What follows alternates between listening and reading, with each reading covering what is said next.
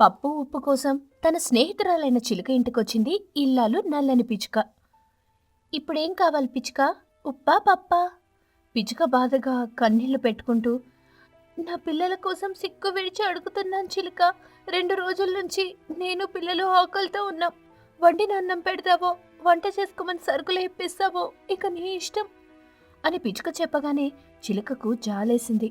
సానుభూతితో, పిచ్చిదానా, నా దగ్గర సిగ్గుపట్టం ఎందుకు చెప్పు? నేను నీ స్నేహితురాల్ని. వెళ్ళు, ఇంటికి వెళ్ళి నీ 2 పిల్లల్ని తీసుకొనిరా. నేను కమ్మని వంట చేస్తాను. కడుపు నిండా ఇక్కడే తిని కావలసిన సరుకులు తీసుకొని వెళ్ళు అని చెప్పగానే కృతజ్ఞతాభావంతో, ఏమిచ్చినా నీ రుణం తీర్చుకోలేను చిలుక. ముందుగా వెళ్ళి పిల్లల్ని తీసుకురా. వెళ్ళు, తిన్న తర్వాత మనం తీరిగ్గా మాట్లాడుకోవచ్చు. వెళ్ళవే అని చిలుక చెప్పగానే ఇల్లాల పిచ్చుక సంతోషంగా అక్కడి నుంచి బయలుదేరి తన ఇంటికొచ్చింది. ఇంట్లో ఆకలితో ఏడుస్తున్న తన 2 పిల్లల్ని చూసింది. బాధపడకండి పిల్లలు, మన ఆకలి తీరనుంది, పదండి అని చెప్పి పిల్లల్ని తీసుకొని అక్కడ ఇంటి నుంచి బయలుదేరి చిలుక ఇంటికొచ్చింది. చిలుక సంతోషపడుతూ వాడికి కడుపు నిండా కమ్మని భోజనం పెట్టింది. పిచ్చుక ఇల్లాలు తన పిల్లలు కడుపు నిండా తిన్నాయి. పిచ్చుక పిల్లలు చిలుక బెడ్ మీద సంతోషంగా ప్రశాంతంగా పడుకున్నాయి. ఇంటి బయట కొమ్మ మీద చిలుక నల్లని పిచ్చుక మాట్లాడుకుంటున్నాయి. 10 రోజులుగా పనికి వెళ్లి డబ్బులు తీసుకురాకుండా ఉన్న భర్తకాకిని గట్టిగా నిలదీశాను చిలుక. అప్పుడు భర్తకాకి లవ్ స్టోరీ బయటపడింది. నన్ను కొట్టి తిట్టి ఇంట్లో నుంచి బయటకు పంపించాడు అంటూ జరిగిన కథను చెప్పింది. ఆ రోజున ఇంటి బయట బాధగా కన్నీళ్లు పెట్టుకుంటున్న భార్య నల్లని పిచ్చుకను భర్తకాకి కోపంగా చూస్తూ, ఓవే, ఎన్నిసార్లు చెప్పాలి నీకు? నువ్వు నచ్చలేదు, నీ నలుపు నచ్చలేదు. 2 పిల్లలు అయ్యే వరకు నీతో కాపురం చేశానంతే. నా మనసు ఎంత విశాలమైందో నువ్వు అర్థం చేసుకో. ఆనందంగా చూసుకోవాలి. చెప్పండి, మీ ఆనందం కోసం ఏ చేయమంటారో అది చేస్తాను. రోజు మీకు ఇష్టమైన మాంసం వండి పెట్టమంటారా? లేదంటే మీరెప్పుడు అడిగితే అప్పుడు తాగడానికి డబ్బులు ఇవ్వమంటారా? ఇది కూడా కాదంటే రోజు మీరు పని నుంచి వచ్చేసరికి మీకు నచ్చినట్లుగా తయారవ్వమంటారా? చెప్పండి, మీకు నచ్చినట్టుగా ఉంటాను, అనుకూలంగా ఉంటాను, అణువుగా ఉంటాను. నన్ను మాత్రం పిల్లలకు దూరం చేయకండి. ఇప్పుడు నువ్వు చెప్పినవేవి చెయ్యొద్దు పిచ్చుక. మరి ఇంకేం చేయమంటారు? నాకు పని చేయడం ఇష్టం లేదు. ఇంటి దగ్గర కూర్చొని తింటాను. నువ్వే ఇంటి పని చెయ్యాలి, బయట పని చెయ్యాలి, పిల్లల్ని నన్ను పోషించాలి. అంతేకాక నేను షికారుకు వెళ్ళడానికి కావలసిన డబ్బులు కూడా ఇవ్వాలి. సరేనండి, మీరింటి దగ్గరే ఉండండి, ఏ పని చేయకండి. ఇంటి బయట నేనే చేసుకుంటాను, మిమ్మల్ని పిల్లల్ని నేనే పోషించుకుంటాను. కానీ మీరొక్కరే షికారుకు వెళ్ళడానికి మాత్రం డబ్బులు ఇవ్వను. పిల్లలతో కలిసి వెళ్దాం, ఆ డబ్బులు నేనే సర్దుబాటు చేస్తాను, సరేనా? ఇంటి దగ్గర మీ మొక్కాలే, షికారులో కూడా ఈ మొక్కాలేనా? మరి షికారుకు ఎవరితో వెళ్తారు? నా ఫ్రెండ్ గ్రద్ద ఉంది కదా, దానితో కలిసి వెళ్తాను. సరదాగా 2 రోజులు అలా తిరిగి వస్తాను. షికార్ అంటేనే సరదా. బీచ్కెళ్ళి ఫుల్లుగా చిల్లవుతాం. తీసుకెళ్లిన డబ్బులు అయిపోయాక తిరిగి ఇంటికి వస్తాం. నిజం చెప్పండి, గ్రద్దతో కలిసి మాత్రమే వెళ్తున్నారా? అంటే నా మీద నమ్మకం లేదు కదా? ఇలా చూడు, ఓ నల్లని భార్య పిచ్చుక, ఈ నా నలుపు ముఖానికి నువ్వే ఎక్కువ. ఇక నన్ను ఇష్టపడేదెవరు? నాతో షికారుకొచ్చేదెవరు అని భర్తకాకి అంటుండగా గులాబీ పువ్వు పట్టుకుని పావురం వచ్చింది. నీ మాజీ లవర్ను నేనున్నాను కదా, నేను నీతో షికారుకొస్తాను. ఇద్దరం ఫుల్గా ఎంజాయ్ చేద్దాం, చిల్ అవుదాం. ఏమంటావు కాకి అని చెప్పిన పావురాన్ని చూసి కాకి తను తన నల్లని భార్య దగ్గర ఉన్నాననే విషయం మర్చిపోయి, నువ్వెందుకు వచ్చావే? ఏదోలా దీన్ని పీడ వదిలించుకొని వస్తానని నేనే చెప్పాను కదా. ఇంతలో నువ్వెందుకు వచ్చావు? వెళ్ళు, నేను నీ దగ్గరకు వచ్చి మాట్లాడతాను, వెళ్ళు అని చెప్పడం నల్లని భార్య పిచ్చుక వింటుంది. కోపంగా ఇంట్లోకి వెళ్ళి తలుపు వేసుకుంటుంది. భర్తకాకి బయట కిటికీ దగ్గర వాలి, నాకు కావాల్సింది కూడా ఇదే భార్య పిచ్చుక. నువ్వు నీ పిల్లలు ఎలాగైనా బతకండి, నేను నా మాజీ లవర్ పావురం కలిసి వెళ్తున్నాం అని చెప్పి సంతోషంగా పావురంతో కలిసి కాకి అక్కడి నుంచి వెళ్ళిపోతుంది. చిలుక ఏడుస్తున్న నల్లని పిచ్చుకని ఓదార్చుతూ, నీ బాధ, నీ పరిస్థితి అర్థమైంది పిచ్చుక. మరిప్పుడు ఏం చేద్దామని అనుకుంటున్నావు? నన్ను నా పిల్లలను కాదని వెళ్ళిన భర్త కాకి బుద్ధొస్తుంది. అప్పటి వరకు నేను నా పిల్లలు సంతోషంగా బతుకుతూ ఉండాలి. అందుకు సరిపడా ఏం చేస్తే డబ్బులు వస్తాయో చెప్పు, అది నేను చేస్తాను. నా పిల్లలు సంతోషంగా చూసుకుంటాను. మంచి నిర్ణయం తీసుకున్నావు పిచ్చుక. అయితే నువ్వు చెయ్యాల్సింది అక్కడ ఇక్కడ పని కాదు, ఏదైనా వ్యాపారం చెయ్యాలి. వ్యాపారం చేస్తేనే తొందరగా ఎదుగుతావు, తొందరగా నీ కష్టాలు తీరుతాయి. అది తొందరగా నీ ఆకలి, నీ పిల్లల ఆకలి కూడా తీరుతుంది. మరింకా ఆలస్యం ఎందుకు చిలుక, చెప్పు ఆ వ్యాపారం ఏమిటో. ఎంత కష్టమైనా చేస్తాను, నేను పిల్లలు బాగుండాలి. చెప్పు చిలుక, ఆ వ్యాపారం ఏంటి? ఇప్పుడు మాత్రం సీతాఫలాల సీజన్ పిచ్చుక. అడవిలోకి వెళ్ళు, పెద్ద పెద్ద సీతాఫలాల్ని చూసి తీసుకొచ్చి అమ్మడం మొదలుపెట్టు, మంచి లాభం వస్తుంది అని చిలుక చెప్పగానే నల్లని పిచ్చుకకు కూడా వాస్తవమే అనిపించింది. ఆలస్యం చేయకుండా పడుకున్న పిల్లల్ని చిలుకకు అప్పగించి నల్లని పిచ్చుక సంచి తీసుకొని సీతాఫలాల కోసం వెళ్ళింది. అడవి మొత్తం తిరుగుతూ సీతాఫలాల చెట్లను చూసి, ఆ చెట్లకున్న పెద్ద పెద్ద తాజా తాజా సీతాఫలాలను చూసి సంచిలో వేసుకుంటూ సాయంత్రం వరకు ఆ సంచిని నింపుకుంటుంది. చిలుక ఇంటికి తీసుకొచ్చింది. అక్కడొక తోపుడు బండి కనపడింది. పిచ్చుక, ఈ తోపుడు బండి నీకోసమే తీసుకున్నాను. ఇక నుంచి సీతాఫలాలను ఈ బండి మీద పెట్టుకుని అమ్ము, బాగుంటుంది అని చెప్పగానే పిచ్చుక ఆ క్షణం నుంచి తోపుడు బండి మీద తాజా తాజా సీతాఫలాలను పెట్టుకుని అమ్ముతూ ఉంటుంది. అలా రోజులు గడుస్తూ ఉంటాయి. నల్లని పిచ్చుక మొదలుపెట్టిన సీతాఫలాల వ్యాపారం బాగా సాగుతుంది. డబ్బులు చాలా వచ్చాయి. తన పిల్లలను సంతోషంగా చూసుకుంటుంది. కొన్నాళ్లకు తనను మోసం చేసిన పావురాన్ని తిట్టుకుంటూ భర్తకాకి ఇంటికి వచ్చింది. నన్ను మన్నించు పిచ్చుక, బుద్ధి వచ్చింది. ఇక నుంచి నిన్ను పిల్లల్ని బాగా చూసుకుంటాను అని చెప్పి తన పిల్లల మీద ప్రమాణం చేసి ఆ రోజు నుంచి బుద్ధిగా ఇంటి దగ్గర ఉంటూ భర్తకాకి పిల్లల్ని చూసుకుంటూ ఉంటుంది. నల్లని పిచ్చుక సీతాఫలాల వ్యాపారం చేస్తూ ఉంటుంది. తన 7 పిల్లల్ని తీసుకొని పావురం ఇంటికొచ్చింది పిచ్చుక. ఏమిటే పిచ్చుక, చాలా రోజులకు నేను గుర్తుకొచ్చినట్టున్నాను.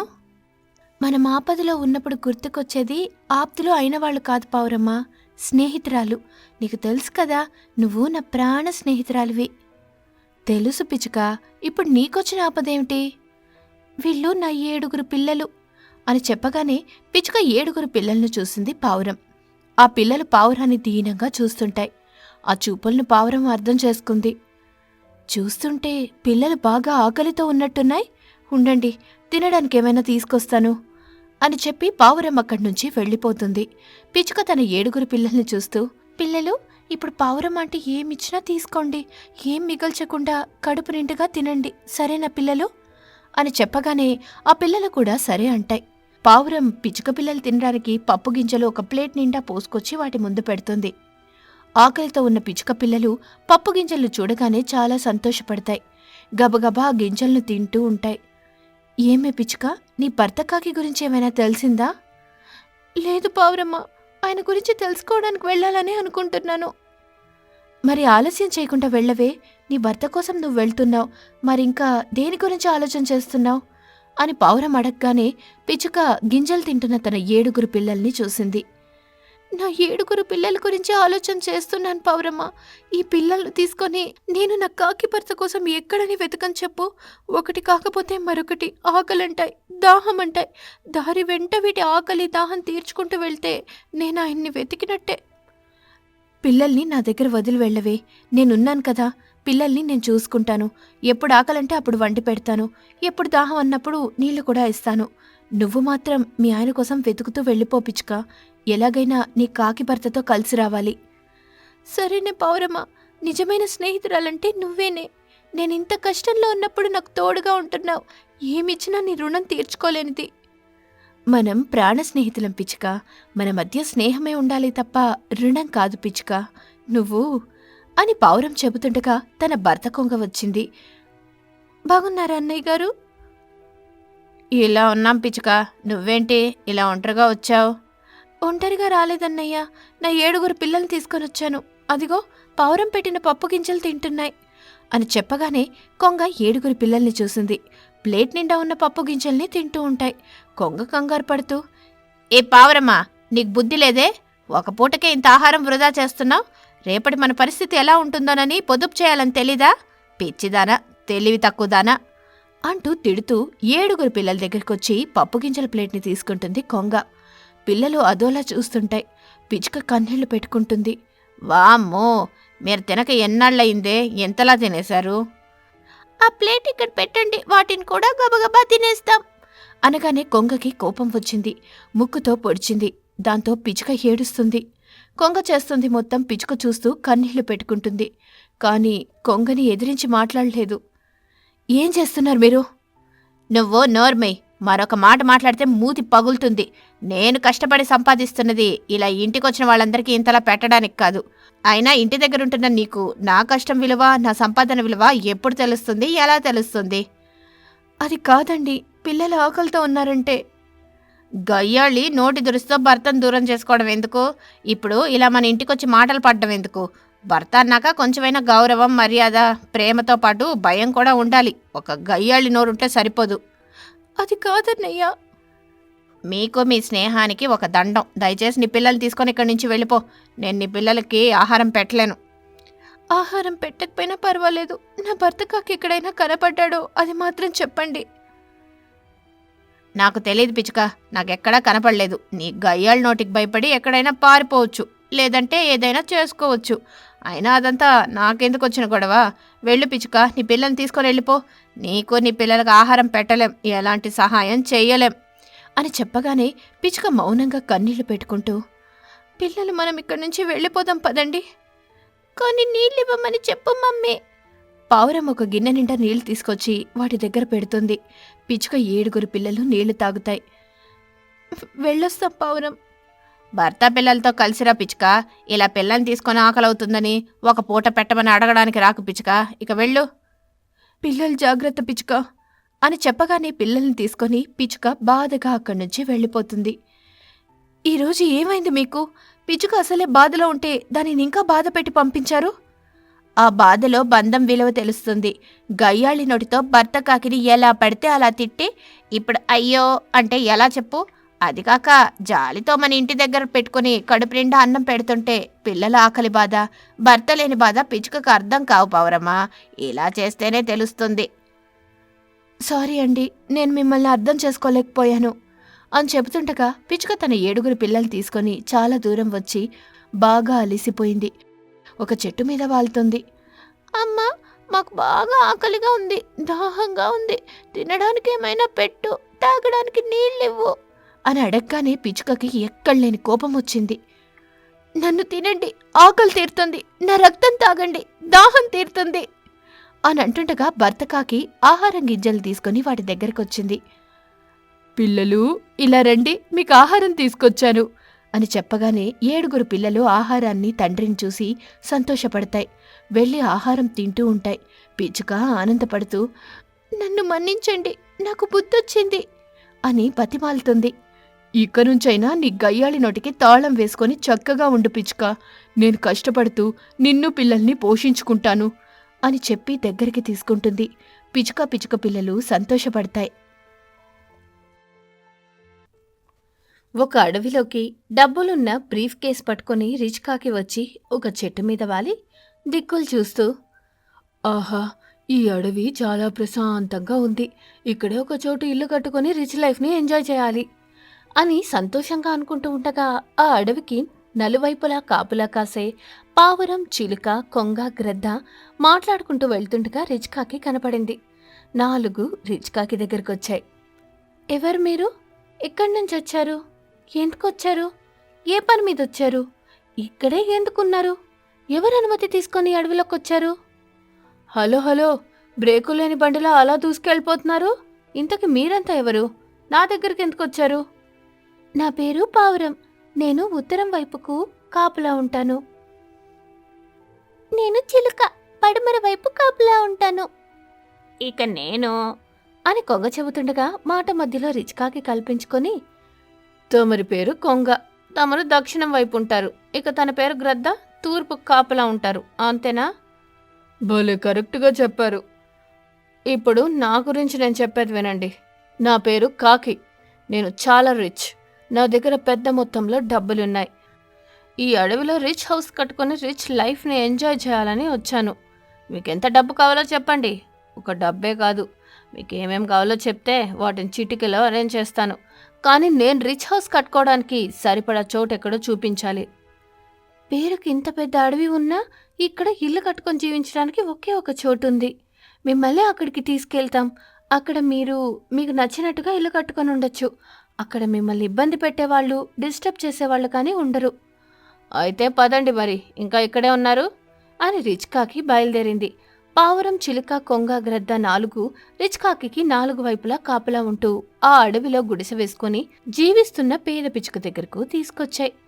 పూర్ పిచ్చుక వంట చేసుకుంటూ ఉండగా ఆ పేద పిచ్చుక ఇంటి పక్కనే ఉన్న పెద్ద ఖాళీ స్థలంలో రిచ్ కాకితో కలిసి వాలుతాయి. రిచ్ కాకి ఆ ఖాళీ స్థలంతో పాటు పూర్ పిచ్చుక గుడిసెను వంట చేసుకుంటున్న పిచ్చుకను చూస్తుంది. కొంచెం కోపంగా, ఈ చోటు నాకు భలే నచ్చింది, కానీ ఈ గుడిసె ఆ కుక్ చేసుకుంటున్న పిచ్చుక నచ్చలేదు. ఎంత డబ్బు కావాలంటే అంత డబ్బు ఇస్తాను, ఎవరికేం కావాలో చెప్తే అది చేస్తాను. ఇక్కడి నుంచి ఆ గుడిసెతో పిచ్చుకని ఎక్కడికైనా వెళ్ళిపోమని చెప్పండి, కావాలంటే దానికి డబ్బులు ఇస్తాను. అది మాత్రం కుదరదు. పేరుకు పూర్ పిచ్చుకైనా ఎంతో కష్టపడి ఒక్కొక్క పైసా కూడబెట్టుకుని ఇక్కడ స్థలం కొనుక్కుంది, ఆ గుడిసె వేసుకుంది. ఈ అడవిలో ఒక నిబంధన ఉంది. కొత్తగా వచ్చే వాళ్ల కోసం పాత వాళ్ళని ఇక్కడి నుంచి పంపించకూడదని. వాళ్లకు వాళ్లుగా వెళ్ళిపోతే దానికి ఎవరూ ఎలాంటి అభ్యంతరం చెప్పరాదని ఉంది అని చెప్పగానే రిచ్ కాకి విషయం అర్థమైంది. పూర్ పిచ్చుకను చూసి, సరే నేను ఇక్కడే ఇల్లు కట్టుకుంటాను, అందుకు కావలసిన డబ్బులు తీసుకొని మిగతావి ఇవ్వండి అని చెప్పి తన దగ్గర బ్రీఫ్ కేసును పావురానికి ఇస్తుంది. పావురం, కొంగ, చిలుక, గ్రద్ద సంతోషపడుతూ ఆ బ్రీఫ్ కేసు తీసుకొని అక్కడి నుంచి వెళ్ళిపోతాయి. రిచ్ కాకి పూర్ పిచ్చుక దగ్గరికి వచ్చింది. చెప్పండి. దిస్ ఇస్ రిచ్ కాకి, ఇక్కడ నేను రిచ్ హౌస్ కట్టాలని అనుకుంటున్నాను. కట్టుకోండి, మీ డబ్బులు మీ ఇష్టం. రిచ్ కాకపోతే మహా రిచ్గా ఇల్లు కట్టుకోండి, నాకెందుకు చెప్తున్నారు? ఎందుకంటే నా రిచ్ హౌస్ ముందు దిష్టి పెట్టేలా నీ పూర్ గుడిసె ఉండటం నాకు ఇష్టం లేదు. అందుకే నీకు ఎంత డబ్బులు కావాలో చెప్తే అంత డబ్బు ఇస్తాను. ఇక్కడ నుంచి వెళ్ళిపో, ఎక్కడైనా గుడిసె వేసుకొని నీ పూర్ లైఫ్ని ఎంజాయ్ చేయి. సారీ, ఇది నేను కష్టపడి సంపాదించుకున్న డబ్బులతో కొన్న స్థలం, కట్టుకున్న ఇల్లు. ఇది నీకు గుడిసె కావచ్చు, నాకు మాత్రం నా ఇంద్రభవనం. నేనిక్కడి నుంచి వెళ్లే ప్రసక్తే లేదు, ఇక్కడే ఉంటాను. నేను మిమ్మల్ని ఇబ్బంది పెట్టను, నా పని చేసుకుంటూ నా జీవితం నేను బతుక్కుంటాను అని చెప్పి తన గుడిసెలోకి వెళ్ళిపోతుంది పూర్ పిచ్చుక. రిచ్ కాకి కోపం వస్తుంది. పళ్ళు కొరుకుతూ, ఎంత పొగరి పూర్ పిచ్చుకకి, నా స్టైల్లో బుద్ధి చెప్తాను అని అనుకుంటూ ఉండగా కావలసిన డబ్బులు తీసుకొని పావురం, చిలుక, కొంగ, గ్రద్ద బ్రీఫ్ కేస్ తీసుకొని రిచ్ కాకి దగ్గరికి వచ్చాయి. సంతోషపడుతూ థ్యాంక్స్ చెప్పి వెళ్ళిపోతాయి. అలా రోజులు గడుస్తున్నాయి. రిచ్ కాకి ఖరీదైన ఇల్లు కట్టుకుంది. రిచ్ కాకి తన ఇంటి పక్కన పూర్ పిచ్చుక గుడిసె నచ్చేది కాదు. ఏదో ఒక విధంగా పూర్ పిచ్చుకను ఎప్పటికప్పుడు అవమానపరుస్తూ హేళన చేస్తూ ఉండేది. అయినా పూర్ పిచ్చుక తనలో తను బాధపడుతూ ఉండేది తప్ప రిచ్ కాకిని ఎదిరించలేకపోయేది. ఒక రోజున రిచ్ కాకి తన హద్దులు దాటింది. పూర్ పిచ్చుక వంట చేసుకుంటూ ఉండగా బ్రష్ చేసుకొని ఉమ్మి వేసింది. అది చూడగానే పూర్ పిచ్చుకకి కోపం వచ్చింది. ఎంత పొగరు, డబ్బుందని ఇంత అహంకారం చూపిస్తావా? ఈ పద్ధతి సరైంది కాదు, పాపం తగులుతుంది.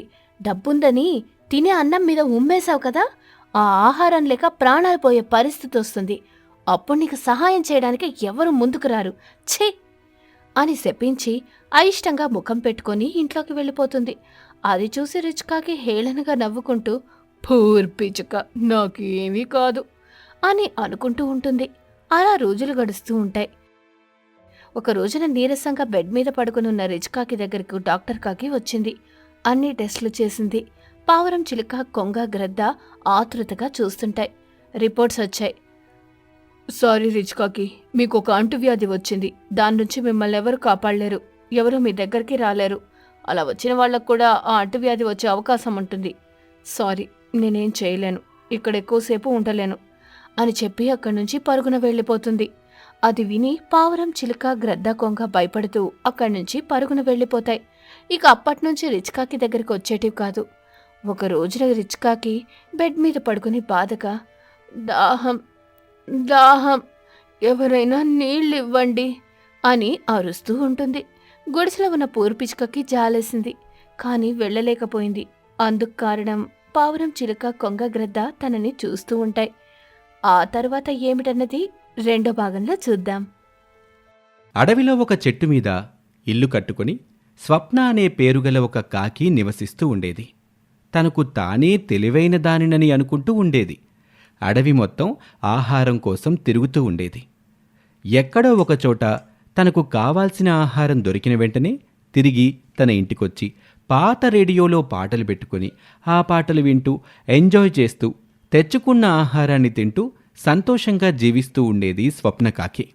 ఒక రోజున కాకి, ఆహా, ఈరోజు దొరికిన ఆహారం భలే రుచిగా ఉంది. ఇంతటి కమ్మని రుచికరమైన ఆహారం నాలాంటి తెలివైన కాకి కాకుండా ఇంకెవరికి దొరుకుతుంది అని అనుకుంటూ తెచ్చుకున్న ఆహారం తింటూ ఉంటుంది. అప్పుడే బాగా ఆకలితో ఉన్న కీర్తి అనే పిచ్చుక స్వప్న కాకి ఇంట్లోకి వస్తుంది. కాకి తింటూ ఉంటుంది. ఏమిటే పిచ్చుక, ఎప్పుడూ లేనిది ఇప్పుడు ఇలా నా ఇంట్లోకి వచ్చావు? బాగా ఆకలిగా ఉంది. ఈరోజు నాకు ఎటువంటి ఆహారము దొరకలేదు. నీ దగ్గర తినడానికి ఏవైనా ఉంటే ఇవ్వు, నేను మళ్ళీ ఇస్తాను. అడవిలో ఆహారం దొరకాలంటే అదృష్టంతో పాటు తెలివి కూడా ఉండాలి పిచ్చుక. నేను చాలా తెలివైన దానిని, పైగా అదృష్టవంతురాలిని. అందుకే నాకెప్పుడు రుచికరమైన ఆహారం దొరుకుతుంది. అది తిని నేను హాయిగా ఉంటున్నాను. అబ్బా కాకి, నువ్వు తెలివైన దానివనే ఒప్పుకుంటున్నాను. ఇప్పుడు మాత్రం తినడానికి ఏమైనా పెట్టవే. ఒప్పుకోక చేస్తావా పిచ్చుక?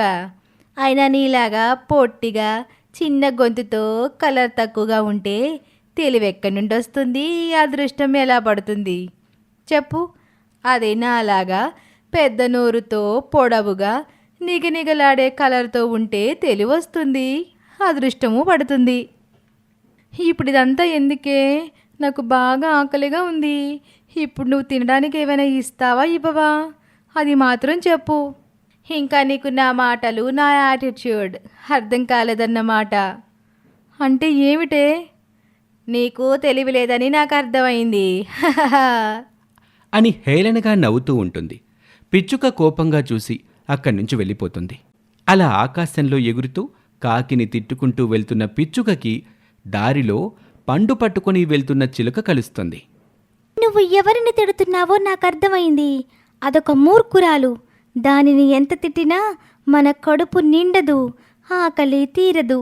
నేను పండు తీసుకొస్తున్నాను, పద నా ఇంటికి వెళ్ళి తిందాం. ఆ కాకి చాలా పొగరే. దాని పొగరు దాని దగ్గరే ఉంటుంది, మనకెందుకు చెప్పు అని చెప్పి ఒక చెట్టు మీద కట్టుకున్న తన ఇంట్లోకి తీసుకువెళ్తుంది చిలుక. పిచ్చుక చిలుక మంచంలో వాలిపోయి మధ్యలో పండుని పెట్టుకుని తింటూ ఉంటాయి. ఒకరోజున ఆహారం కోసం వెతుకుతున్న కాకికి ఒకచోట ఒక మాంసం ముక్క కనబడుతుంది. హుషారుగా కాకి ఇలా అనుకుంటుంది. వారేవా, అదృష్టం అంటే నాదే. రోజు రొట్టె ముక్కలు దొరికేవి, ఈరోజు ఏకంగా మాంసం ముక్క కనబడింది. ఇక చాలు అని అనుకొని వెళ్ళి ఆ ముక్కని తీసుకొని ఎగురుతూ తనలో తాను ఇలా అనుకుంటుంది. ఇప్పుడు ఈ మాంసం ముక్కని పట్టుకొని నా ఇంటికి వెళ్ళడం కష్టం. దారిలో ఏదొకటి కలుస్తుంది, నాకివ్వమని గొడవ పెడుతోంది. ఆ గొడవిని ఇంకా అడవిలో నివాసం ఉంటున్న మొత్తం పక్షులు వస్తాయి. అప్పుడు నేను ఈ మాంసం ముక్కని ప్రశాంతంగానే తినలేను, ఇక్కడే తినేస్తాను. ఇదే కదా తెలివంటే అని అనుకొని ఒక చెట్టుపై వాలుతుంది. హాయిగా మాంసం ముక్క తిందామని అనుకుంటుంది.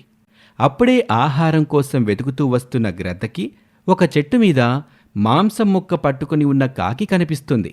వారెవ్వా, కాకి దగ్గర మాంసం ముక్క భలేగా ఉంది.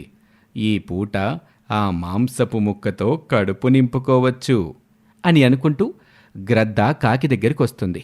మరొక కొమ్మ మీద వాలుతుంది. కాకి నోట్లో ఉన్న మాంసం ముక్కని చూడగానే గ్రద్దకి నోరు ఊరుతుంది. ఆ మాంసం ముక్కని సంపాదించి హాయిగా ఈ పూట గడుపుకోవాలని అనుకుంటుంది గ్రద్ద. కాని కాకి ఆ మాంసపు ముక్కని గట్టిగా నోటితో పట్టుకుని ఉంటుంది. ఓహో, కాకి ఆ మాంసం ముక్కని గట్టిగా నోటితో పట్టుకుంది. బెదిరిస్తే భయంతో మాంసం ముక్కని తీసుకొని వెళ్ళిపోతుంది. తెలివిగా డీల్ చెయ్యాలి, లేదంటే మొదటికే మోసం వస్తుంది అని గ్రద్ద అనుకుంటుంది. కాకితో మాట్లాడడం మొదలు పెడుతుంది. ఏమిటి విశేషం? ఈరోజు ఈ పూట మా స్వప్నకాకి చాలా అందంగా కనిపిస్తుంది. ఆ అందానికి గల రహస్యమేంటో నాకు చెప్పొచ్చు కదా అని అంటుంది. స్వప్నకాకి ఏమీ బదులివ్వకుండా తనలో తాను ఇలా అనుకుంటుంది. నోట్లో మాంసం మొక్కుంటే ఎలా మాట్లాడతాను? అని అనుకుంటూ నిమ్మలంగా ఉంటుంది. కానీ గ్రద్ద మాత్రం వదిలిపెట్టదు. ఎక్కడికి వెళ్ళొచ్చావు కాకి? ఈరోజు చాలా హుషారుగా కనిపిస్తున్నావే అని అంటుంది. మాంసం ముక్క పడిపోతుందన్న భయంతో కాకి మాట్లాడకుండా అలాగే ఉండిపోతుంది. మళ్ళీ గ్రద్ద ఇలా అంటుంది. ఓ కాకి, చలికాలం వెళ్ళిపోయింది, వేసవికాలం వచ్చేసింది. కోకిల కన్నా మధురమైన గొంతు నీది. నువ్వు పాట పాడితే వినటానికి ఎంతో బావుంటుంది. ఒక పాట పాడవు అని గ్రద్ద అడగగానే ఆ గ్రద్ద పొగడ్తకి పొంగిపోయిన కాకి పాడకుండా ఉంటే గ్రద్ద ఎక్కడ నిజంగా బాధపడుతుందోనని పోనీలే ఈసారికి పాడుదామని కావని నోరు తెరిచి పాట పాడడం ప్రారంభిస్తుంది.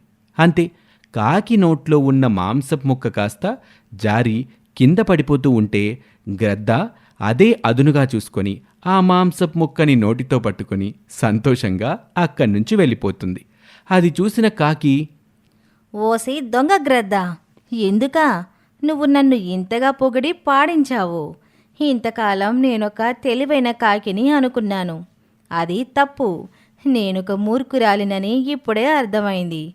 దీన్ని బట్టి నాకొక నీతి తెలిసొచ్చింది.